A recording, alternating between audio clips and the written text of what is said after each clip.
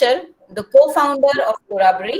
Lina Usher is an educationist and entrepreneur whose current focus lies in helping children unleash their potential through parenting strategies that have a firm base in neuroscience and emotional intelligence. She is the founder of Kangaroo Kids and Billabong High International School, co-founder of Corabri.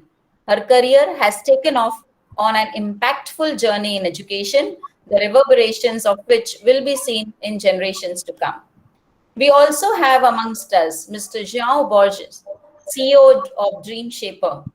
João Borges is a former teacher currently at the helm of Dream Shaper, an edtech company that develops online project-based learning tools used by thousands of schools around the globe. So welcome, Miss Lina and Mr. Borges. It's our privilege to have you.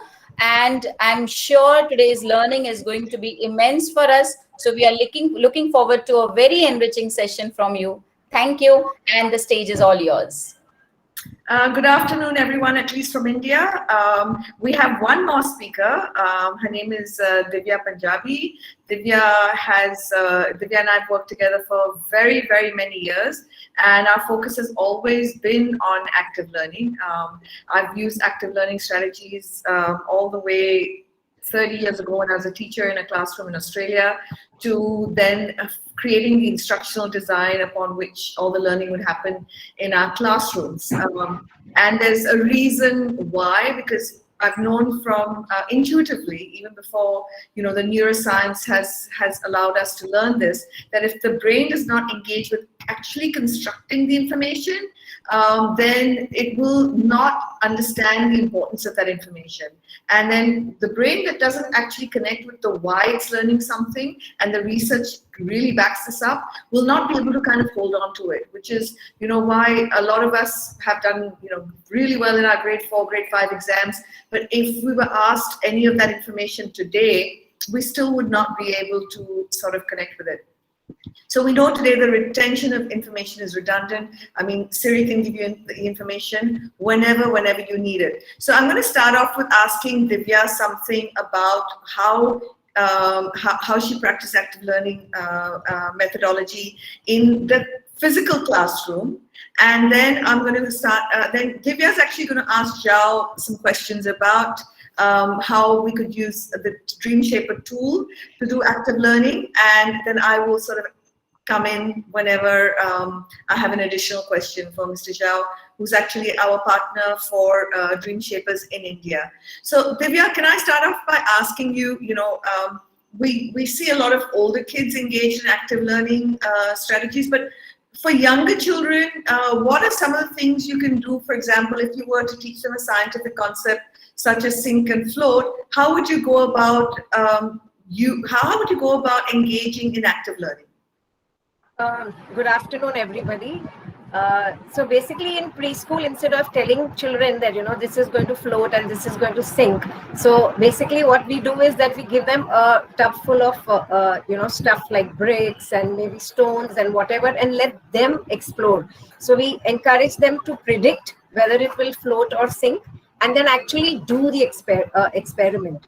So in that they realize whether the things which are heavy, they will sink, and if they are light, they will float. So we don't tell them that. So active learning is where the child construct his or her own knowledge. So even with blocks, we don't tell the child that, you need to have a broad base to build a tower, right? We let him explore, even if that means sometimes the tower will fall and he has to rebuild it. It's active learning. So that's what we've always done in preschool, Lina. So wonderful. What I'd love is if you could take the stage with Zhao and ask the initial questions that you have of how we could use a tool such as Dream Shapers to, have kids actively learn, and then I will make notes and do follow-up questions if I have any. Great. So yes, I have used the Dream Shaper tool because I did my project on migrant laborers. That was the thing which was close to my heart when the pandemic started, and we were working on the Dream Shapers tool to evaluate it. So Jao, I've done it, but I still need to ask you, is this the idea behind Dream Shapers, that you want children to engage in active learning, and was it created to do that? Well, thank you, Divya, for the question. First of all, let me just say good afternoon to everyone, and thank you for your time and for the invitation. It's a pleasure to be here with Divya, Lina, and everyone. So great, and thank you. And hopefully we'll be able to share some knowledge and to contribute to everything that you have been doing during these workshops along the past months.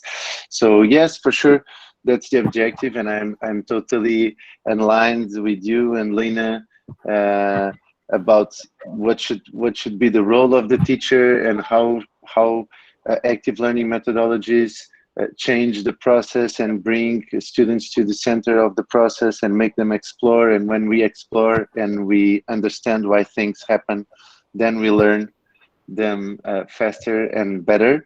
So sometimes I guess that some teachers are a little bit afraid of putting these things in practice because they have the stress to deliver all the content they should be delivering, and they have to do it fast. And if we start playing project-based learning or playing active learning methodologies, things won't go so fast, but they will go much more solid than fast.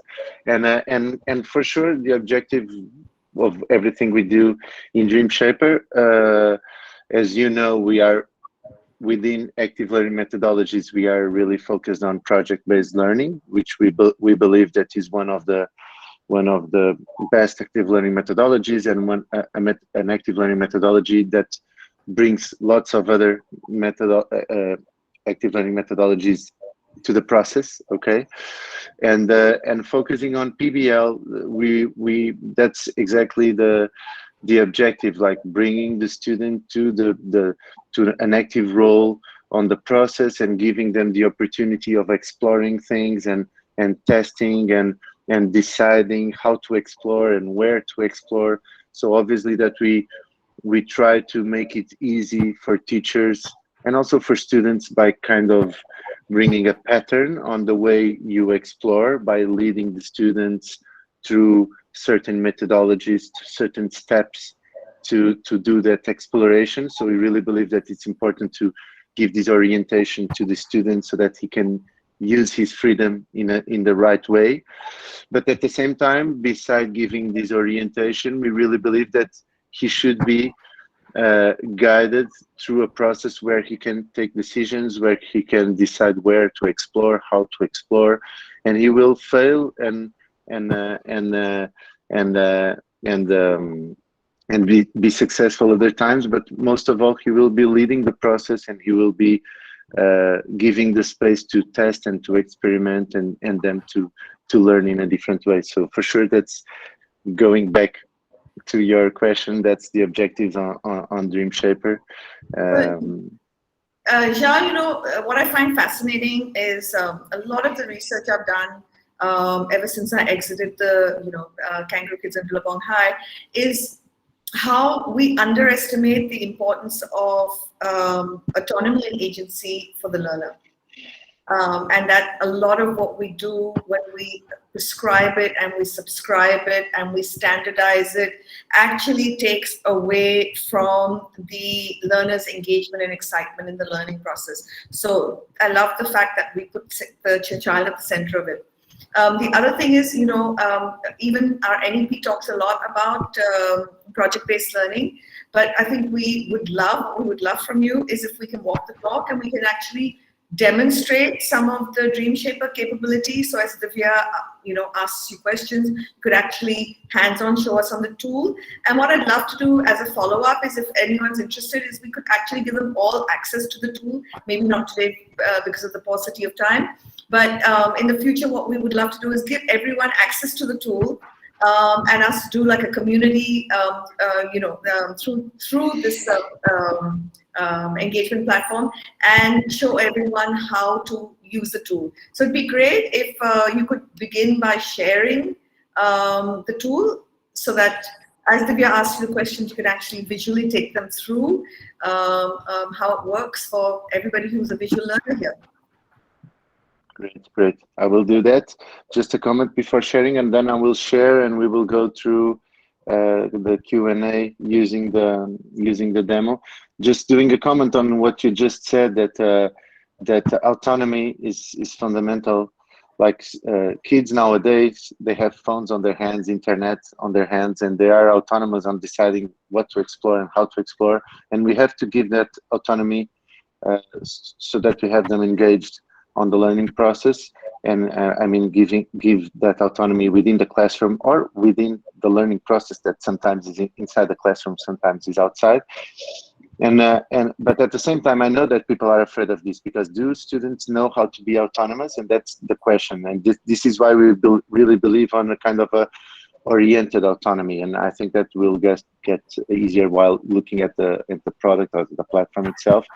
But we really think that we should give them autonomy, but we need to give them some orientation to use that autonomy well, and to make it easier for teachers, and to round up all the operational project-based learning.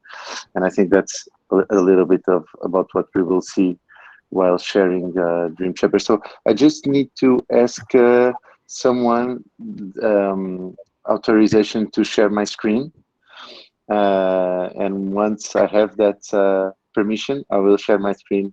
But anyway, Divya, you can, while I get that authorization, you can just start with your first question, and then I will share the screen. So, sure. I just wanted to also add is the difference between projects and project-based learning. What happens in a project, because generally most of the schools here, we give children projects to do where the focus is on the end product. Whereas project-based learning, the process is important. And to do the process in the right way, I think Dream Shapers is a perfect tool, because it's got all the steps. Otherwise, it will go back to focusing on the outcome. So what I wanted to ask you, the next question is that, is it going to be, what is the age group, and will the tools be different for the different age groups? Yeah, so answering the first part, and again, just let me just ask again for the organization to give me access to share screen.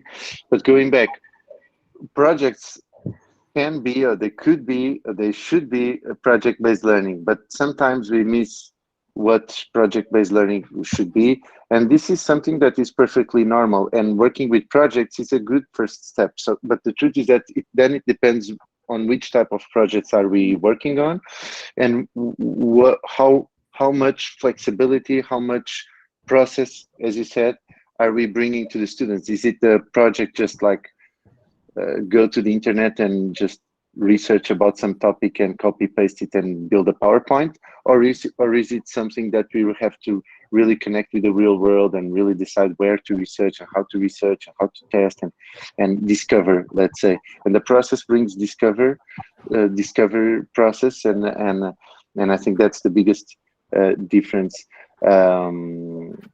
And about Dream Shaper, I'm still waiting for the share screen, but anyway. Somebody please give Jao screen sharing rights. Amit sir? Amit sir? Okay. Yes, ma'am. Yeah, screen sharing rights can be given to Mr. Zhao, right? Ma'am, everybody anybody, yeah, so, yes. So you can go ahead. Mr. Zhao, you can go ahead. You can No, actually, I'm sorry, but my button is saying you're not allowed to share your screen. So it's not activated. Oh, now it is. Great. Yeah, great. sir, I just did Thank it. you. My apologies. No problem. Thank you. Okay. Okay, so let me just share. So going back to the process, I think that the way we look at this is like, okay, if you just tell students to, okay, do a project about some subject, but you don't make them go through a process, maybe they will just like search for a ready to go answer, and they won't learn, because they will bring the answer without going through the process. And this is what we try to bring in Dream Shaper. For example, if we ask the students, if the teacher wants to ask the student to do a project about the Newton's law, what we will do is to guide the student through a process, and that process should be a sequence of stages. In this case, we are talking about a research project, but we have other sequences for entrepreneurial projects and problem-solving projects and life plan projects and so on. But in a research project, what we do is we start by, okay, your teacher told you that the subject or the theme of the project will be Newton's law in this case. But let's start by thinking about which will be your starting question. Okay, so this starts changing things since the beginning. That is, look, no, you won't go to Google and write Newton's law and bring a definition. Let's start by thinking about what question, another question you want to do about that. So they start building.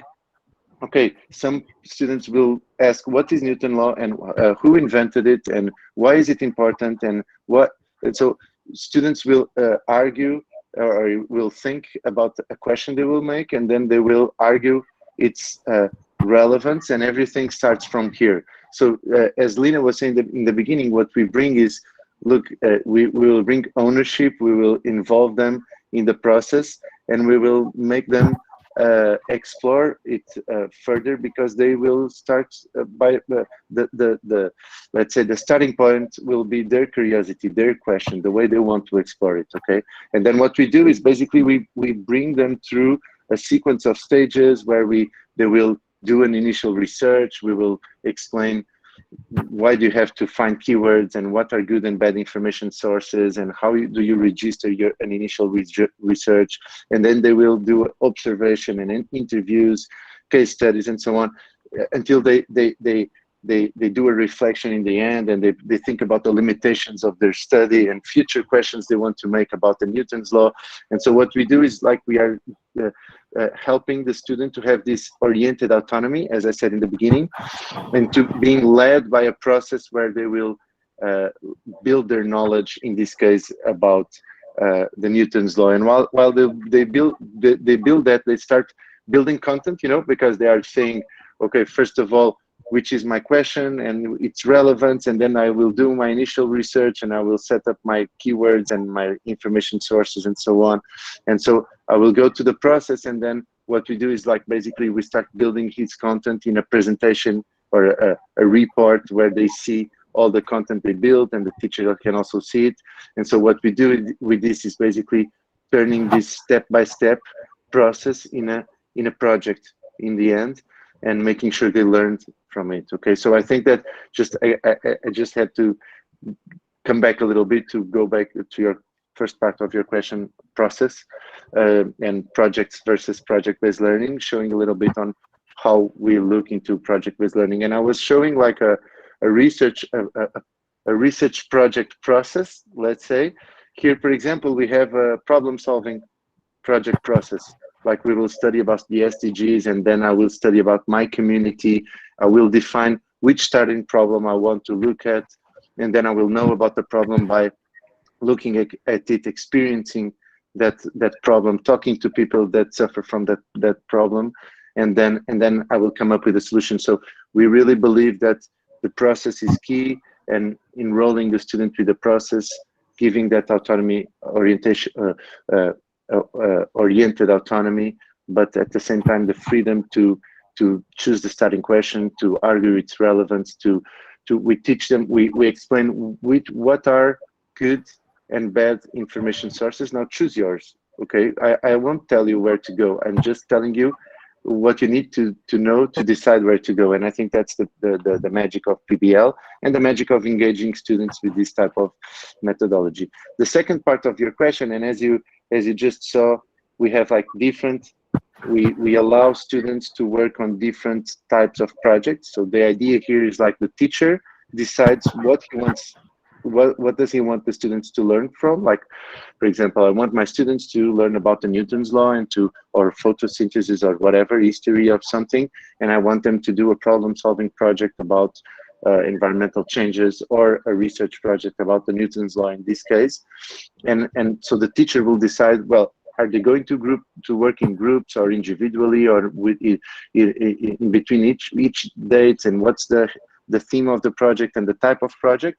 But what happens then is that the student comes to the tool and he tells what the teacher told him to do. So, okay, I'm working on a research project, and I'm working on a single subject project with the group work, etc. And once he brings that information in, what the tool does is, like, the tool will guide the student through the right sequence, the right process, to help him building the project. So I'm even coming back here to show you that. So basically, I'm sorry, someone needs I to think mute. someone's here. I'm sorry. Oh, great. Oh, okay. Okay, so I will keep going. I'm not sure if you can hear me. Vibha, I think you need to turn your put your mic on mute. Vimal Joshi? Okay. Okay. Okay, I will. Are we able to mute her? Is the administrator able to mute her? No, you have to.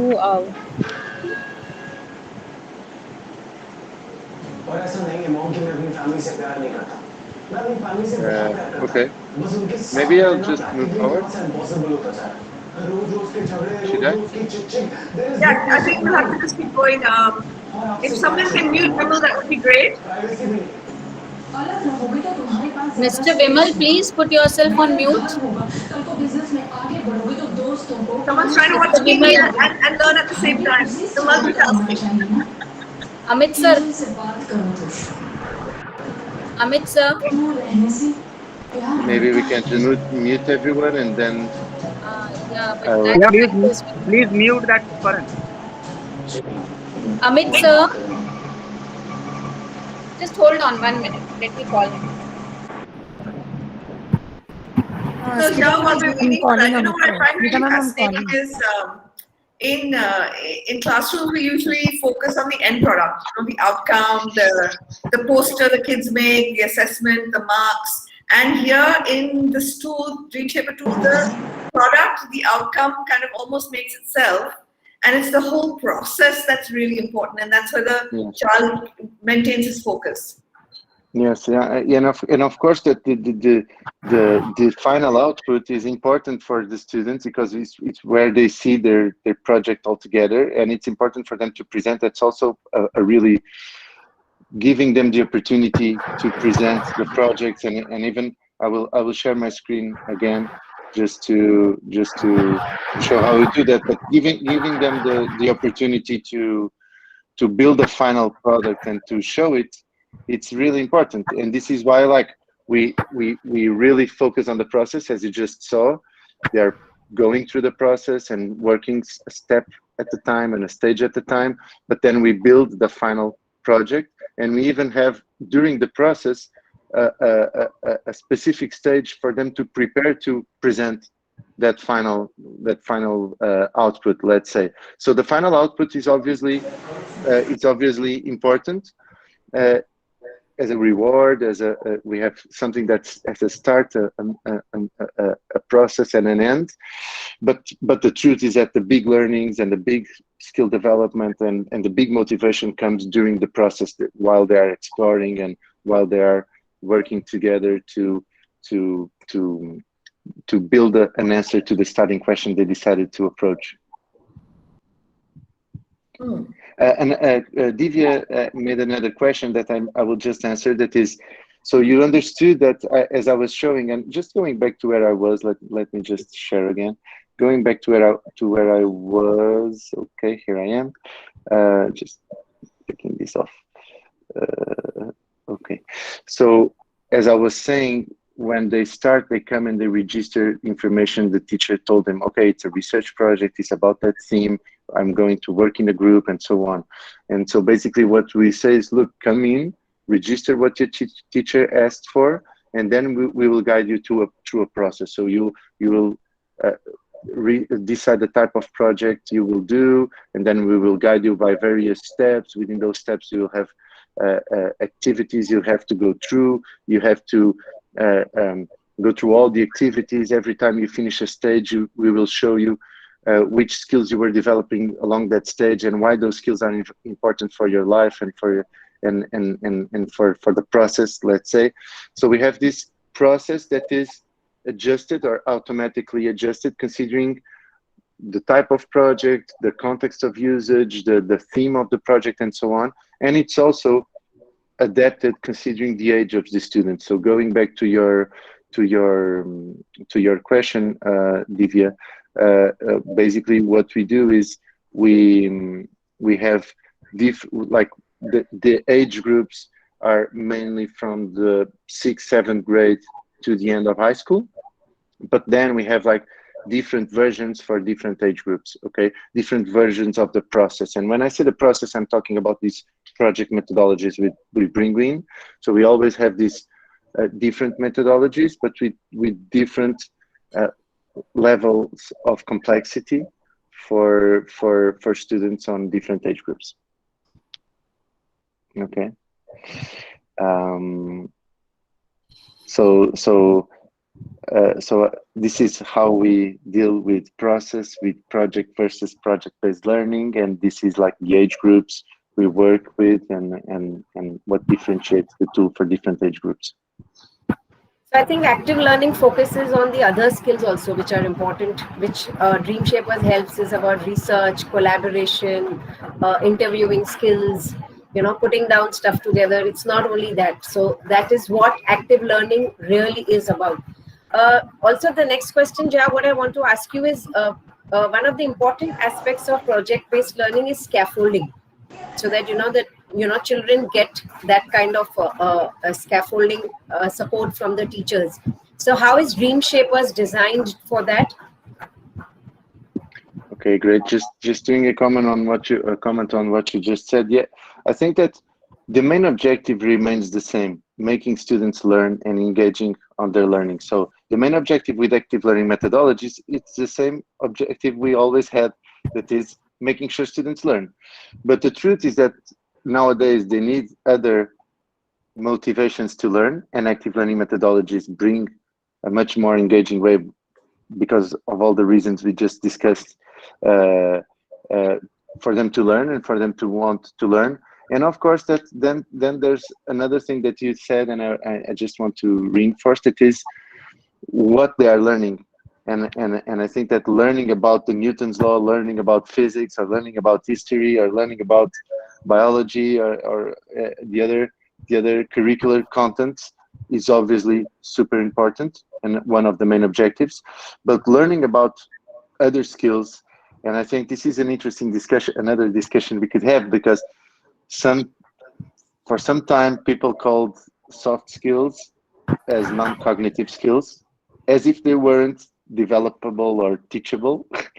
But I think they're not non-cognitive skills. I prefer to call them like social emotional skills or whatever, because we can teach these type of skills, and we can develop this type of skills.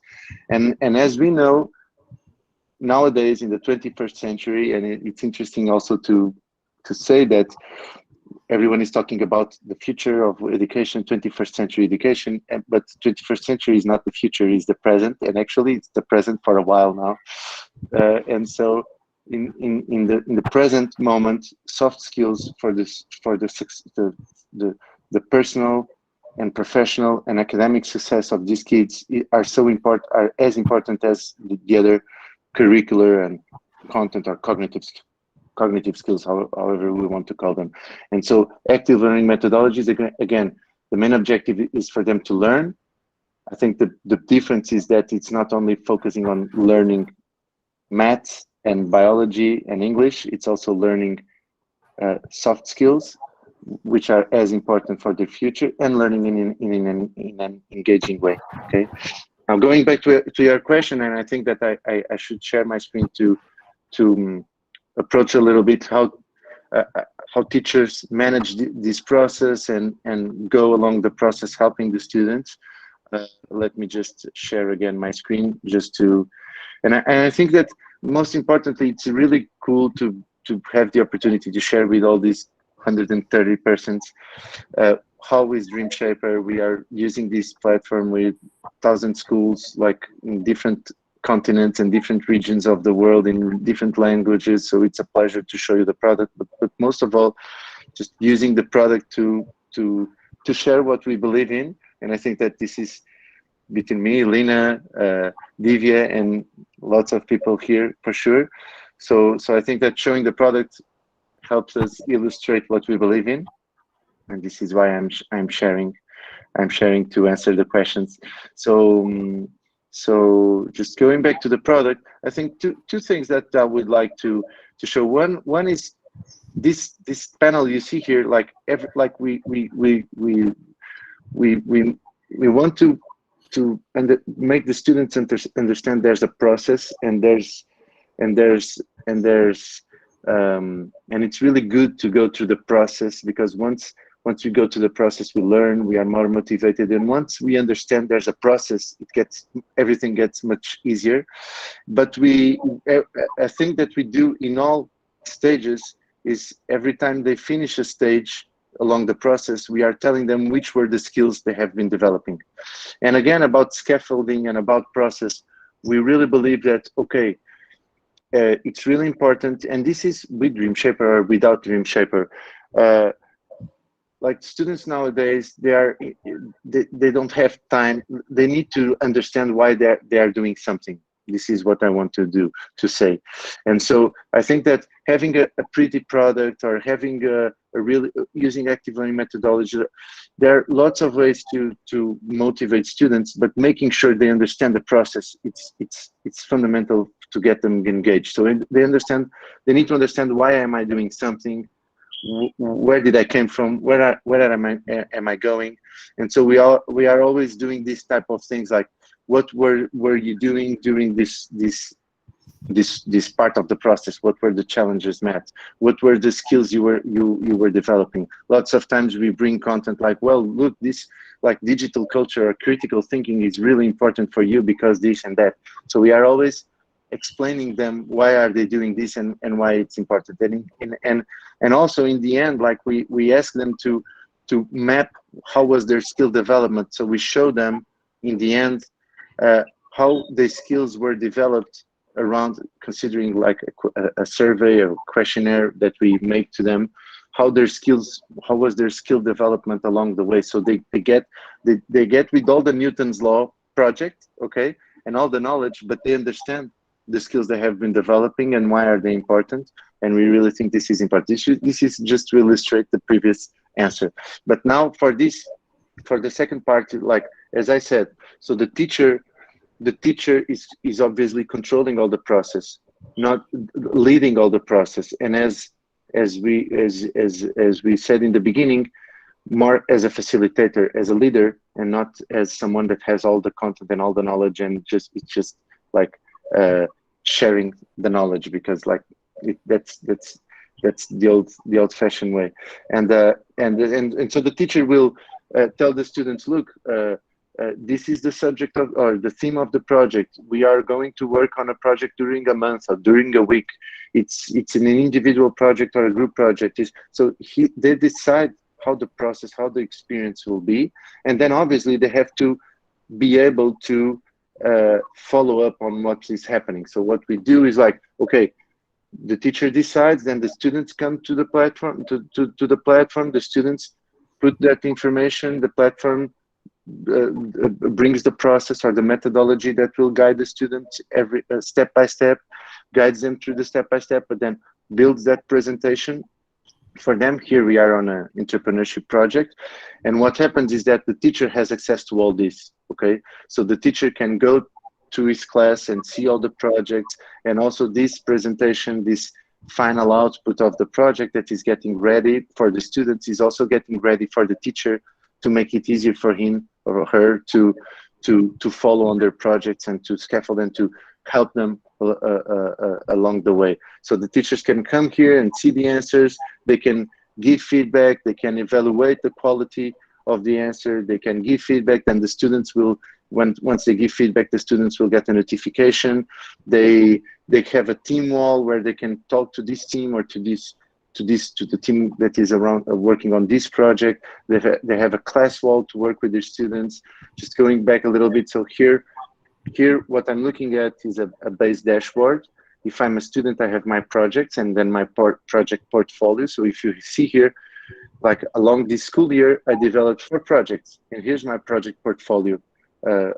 Projects for different courses or different classes with different teachers, different type of project. But if I'm a teacher, I'm seeing 4 different types of projects, or 4 different kind of paths. Could you just Could you just show the 4 different parts and what each one kind of takes you through? Sure.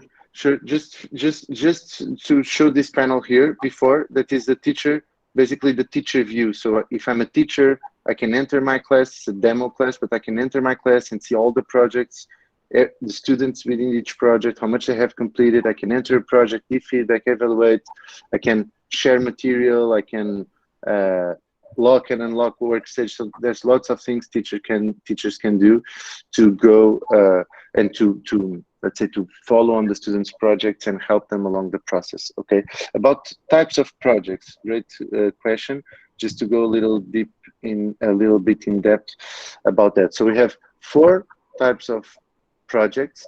Again, these are 4 types of frameworks. It's not 4 types of projects, okay? Because the project, like if it is about photosynthesis or about climate changes, those are 2 different projects. They can be both research projects, but they are different projects. So what we have is 4 project frameworks, project methodologies. Then you can do 100 types of projects within each of these methodologies, okay? But the 4 type of methodologies that we have are these 4. So research project, community or problem-solving project, entrepreneurship project, and life project.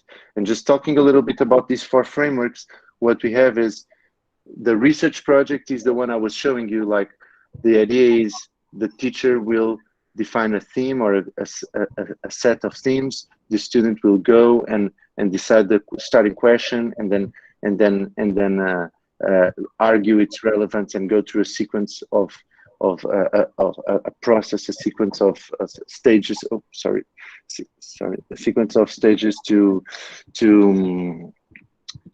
learn about that content and to build his knowledge about that theme, but going through his or her starting question. Okay, and this research project is used like in lots of contexts, because we have like it can be used on any subject, single subject project about any theme. It can be used on interdisciplinary projects where we are crossing themes that cross knowledge from different areas or different subjects. It can be used on like a sciences club or any other initiative within the school where we want students to research, but to research in an active way, to research starting with their own questions and with their own exploration.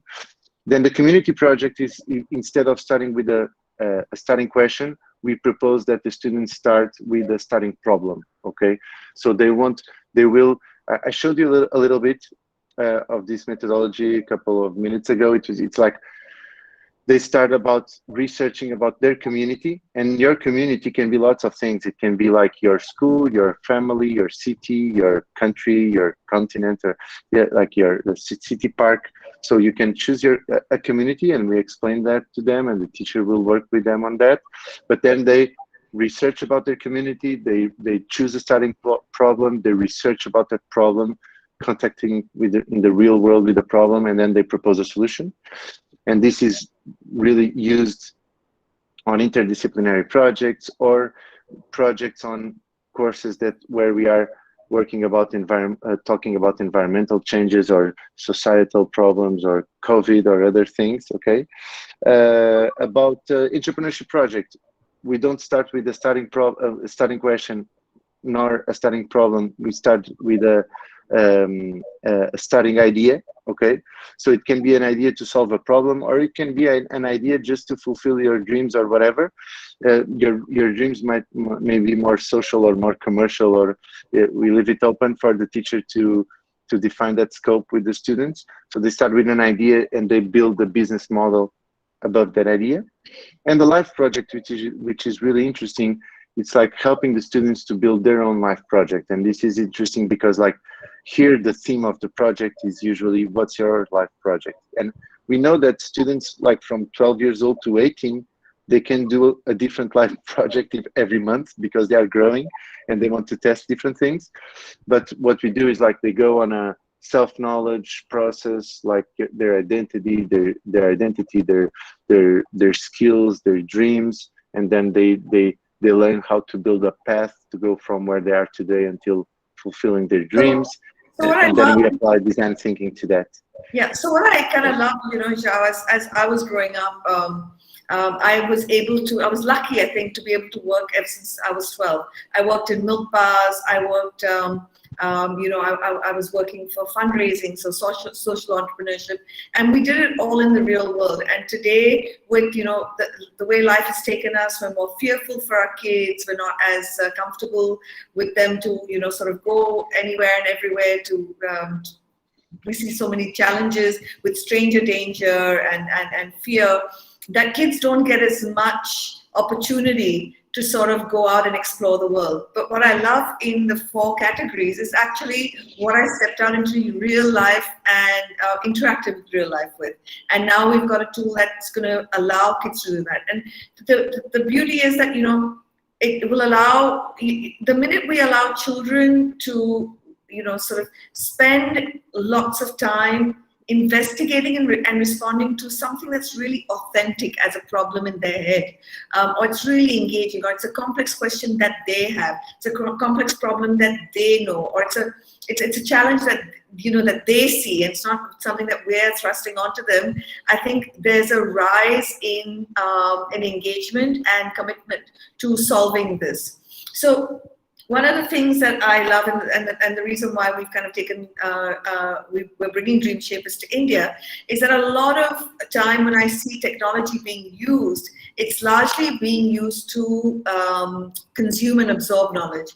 And that's sort of the lowest level of the Bloom scale, as all of us teachers here kind of know. And what we have to use technology for is the higher Bloom's level of the scale, which is actually publishing or constructing, creating, and that's what I think I love about Dream Shaper allowing us to do.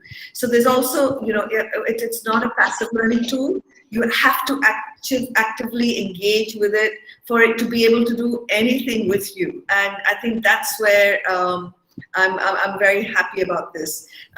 So I'd love questions from the people who are online. It'd be great if you have any questions about active learning methodology. It doesn't have to be about Dream Shapers in specific, but even about some of the ways maybe Divya and I used active learning methodology in our classroom. So it'd be great if you can ask questions. The other thing I kind of liked about what I saw on the tool is when you were showing the maps of where skills are being developed other than the cognitive skills, and why this is really important is because nobody knows. I mean, you can take the most, the largest thought leader in the world. So if you go to any of my social media today, you'll see a snippet of an interview I'm doing with Seth Godin, and where he's saying, in underdeveloped countries or developing countries, we were often happy to allow our kids to be a cog in the machine, right? Whereas in the West, we always wanted kids to not be a cog in the machine and to be forward-thinking and creators and entrepreneurs. But he's sort of talking to us about being very careful that these cogs in the machine are also going to be outdated, because cogs in the machine are going to be overtaken by technology. So because we don't know what the future world's going to look like, but what we do know is that some of the more left brain thinking, like the analysis and that can be replaced by artificial intelligence, and it's the right brain stuff that you've included. The empathy interviews, I remember that are part of the whole thing. Those are the skills that are really important, and I love the way it maps what skills are being sort of looked at. So if there's, Divya, you have any more questions for Zhao? Yeah, so I just wanted to know is that, we always have this whole thing about how technology, because as Leena said, we are using it even currently more as just to give information. So how is technology really going to support active learning through Dream Shapers? Mm-hmm. Oh, great. Just doing a short comment, I totally agree that like machines machines are fastly substituting every technical knowledge, but I think it will take a while at least. I would not say never. We had some some really nice people traveling to the space yesterday, and maybe like 20 years ago we would say that would never happen, like do a commercial flight to space. But I wouldn't say never, but I think that it will take a while for machines to have the critical thinking we can have, the empathy we can have, and so on. And so we really believe, and it's not it's like the educational community in general believes that these soft skills are really what will make a difference in the future for the kids of nowadays. And about technology, I totally agree with what Lina said, that most of technology is being developed to kind of digitalize what we already do, and that's where we want to do it differently, and where we believe that things should be done in a different way. So digitalizing traditional teaching and learning is just changing the format, but not changing the way we do it. And so we really believe that technology brings an opportunity to change the way we do it. And what we do in Dream Shaper, we don't do e-learning, so we are not proposing an online learning experience. We are proposing a technology that helps teachers putting project-based learning in practice on their presential classes. But the thing is that the tool will help bringing that process, that framework will be the kind of the GPS for the students, explaining what they have to do, but they will do it inside the classroom, outside the classroom, in the real world, interview people, and so on. And so we really believe that technology can be a huge ally of the change in education, not by digitalizing it, not by allowing you to do everything you were doing for the past 100 years, but now in a digital way. Of course, that during the pandemic, that was fundamental, like giving the opportunity for people to, from the one day to the other, to do what they were doing. Obviously, we totally think that was necessary, but we have been doing this for 6 years now, or 7. So it was, we also didn't know about the pandemics. And yeah, so we really believe that technology, like most of the educational technology that came on the first years, came to digitalize things that were already being done. And I think that we now are on a group of technologies that is bringing change, helping change. Jean, I'm wondering if we can have a little bit of fun with everyone who's online, and if you can, if somebody could give us an example of something they would like as the kids to do as project-based learning. If somebody could suggest not Newton's law but some other idea, and we could just have a little bit of a play, how does that sound? Sounds good. Sounds good. We will have to have people participating, but I think that around these 114 we have, I'm sure that someone will come up. So can I suggest, our school, we have taken some project-based learning topics for different grades. So one topic which we had taken was understanding different cultures across the globe. And Great. one for higher grades we had taken was water. So let's play with that one, right? Understanding cultures. So Yes. Sharon, you want to bring the tool up, and let's play with that one. Yeah. So we need a starting question. I think that that's the typical topic that could be worked with any kind of project, or project framework, because like to understand, we can approach that in lots of ways. So learning about other cultures.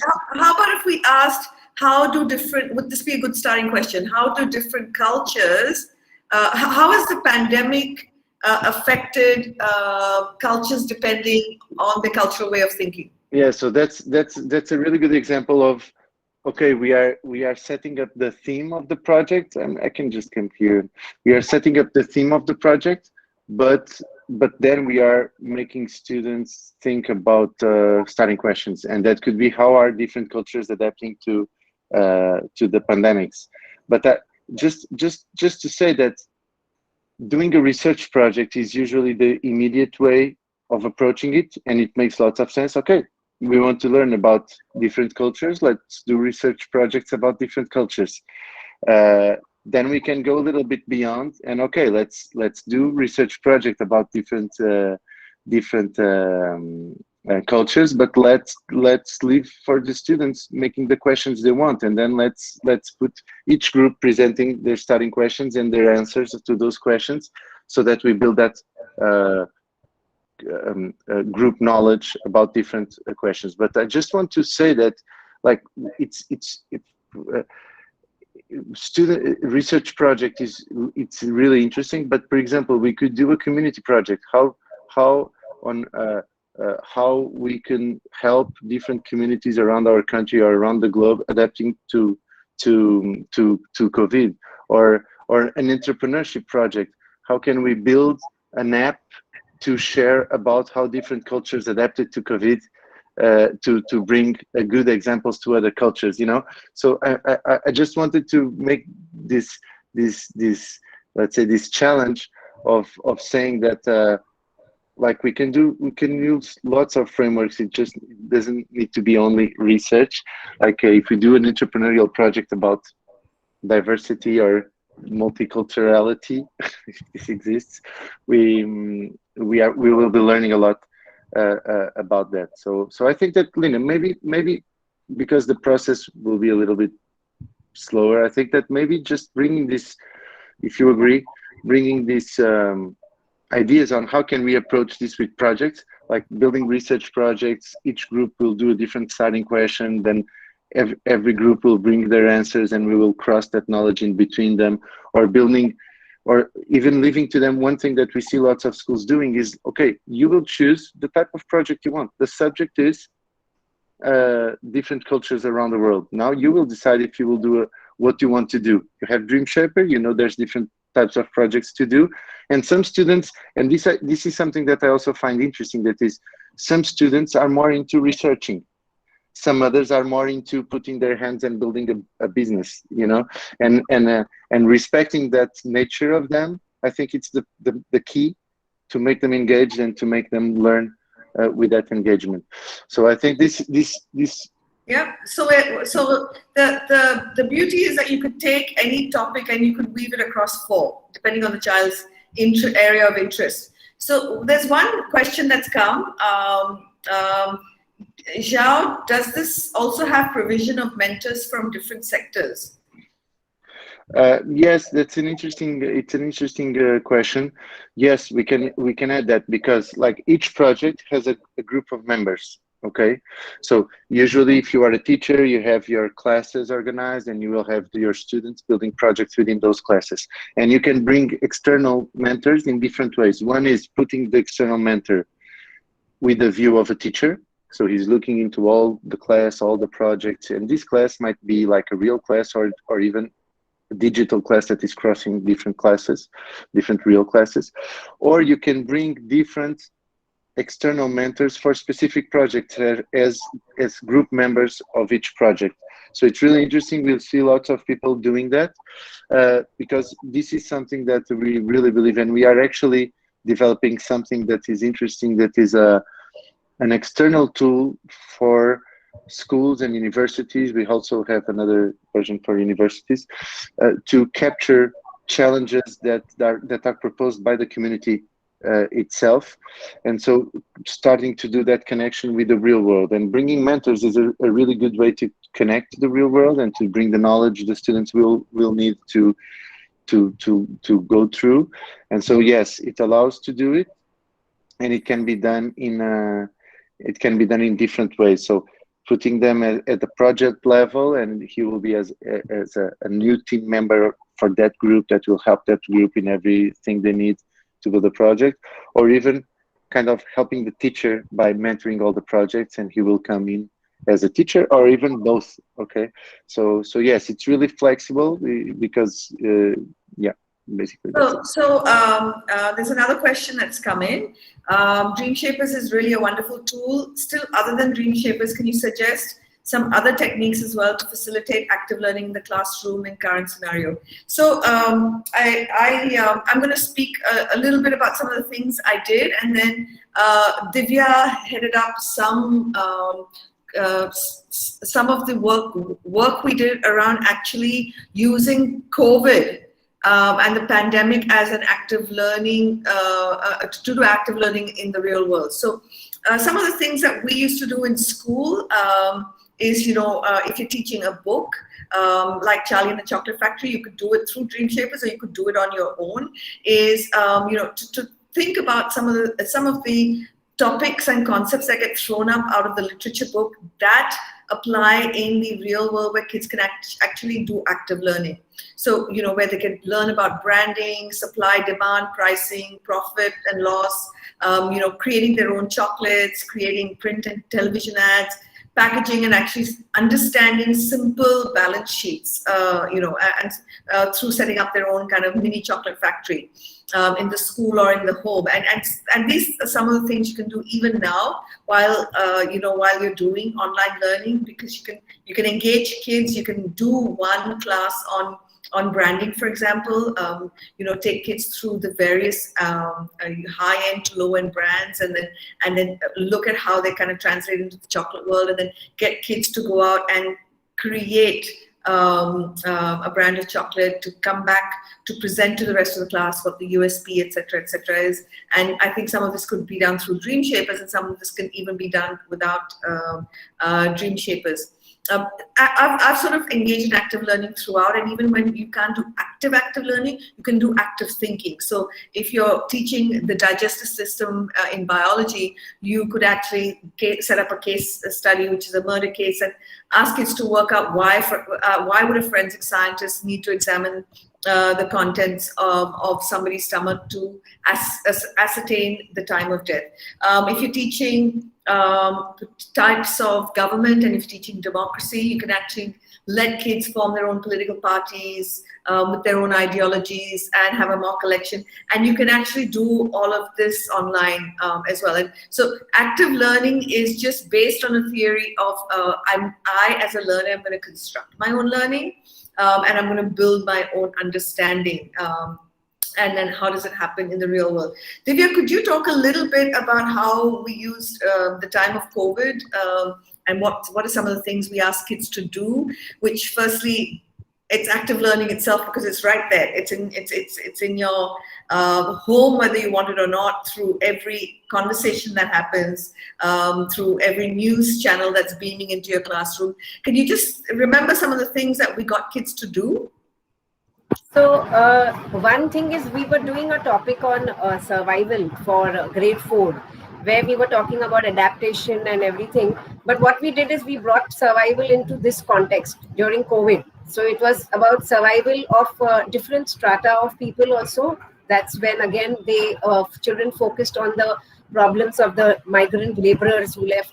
We also brought in the element when we made a separate COVID journal. We spoke about history, how Spanish flu happened, and compared it with this, how that spread, what happened that time, how it took longer time, how the vaccination. Then we also gave them, simple tips for social emotional learning. We gave them ideas how to express gratitude to the health workers.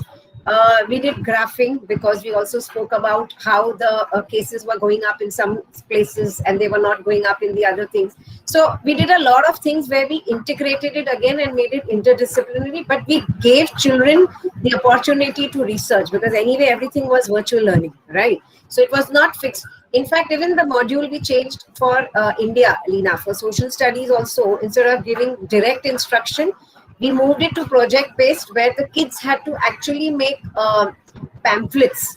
Why would you want people to come to a particular city? So if you're staying, say, in Bhopal, what is it about Bhopal? So the history, the geography, everything, they had to research, put it together as a travel brochure or a travel blog. We gave them different ways that they could express themselves. So all this we've done through project-based learning. So what I would love to do offline, Jiao and Divya, is to actually take that conceptually and see how we could build it into a research-based project, and maybe put it online for kids to sort of just kind of experiment with. So I think we're running out of time.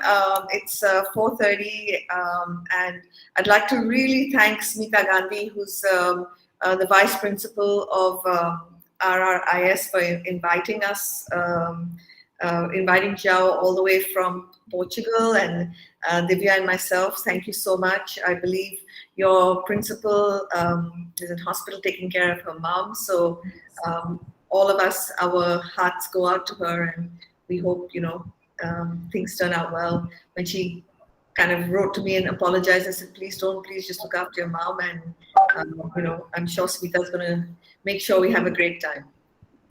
We really had a great time, ma'am. Thank you. It was wonderful. The strategies, the way you have shared, and I really feel that Dream Shapers has really done a great job, and it's really a wonderful tool. Thank you, Leena ma'am. Thank you, Divya ma'am. Sorry, I couldn't welcome you. I was not aware that you are going to be one of the speakers.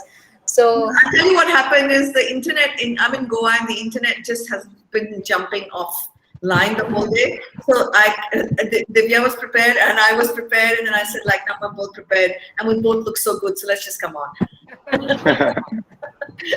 But it was a wonderful talk, and I'm sure teachers must have taken a lot of learnings today with them. Thank you very much. Thank you once again for taking out time for this wonderful session, and looking forward to a long-term relationship, good guidance and mentorship from you in the future as well.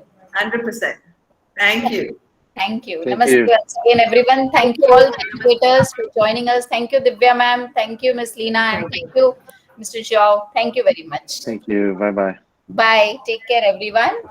Thank you. Thank you.